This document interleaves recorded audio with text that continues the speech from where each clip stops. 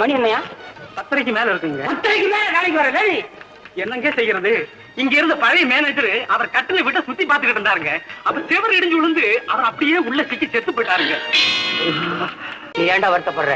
அவன் களவாடின கல்லு மண்ணுமே அவனுக்கு கல்லறியா போச்சு. வேலங்குடி முருகன் கோயில் தர்மகர்த்தா முன்னால கந்தசாமி ஒருத்தர் இருந்தாருங்களே. ஆமாங்க, அவரு திருப்பணிங்கிற பேரால ஊரெல்லாம் பணத்தை வசூல் பண்ணி கள்ள கணக்கு எழுதி கடவுள் சொத்தை திருடி ஒரு மேம்பாலம் கட்ட கான்ட்ராக்ட் எடுத்தார். கந்தன் கண்கண்ட தெய்வமாச்சே விடுவானா? முடிய போற நேரத்துல அந்த பாலத்து மேல விழுந்தது ஒரு இடி.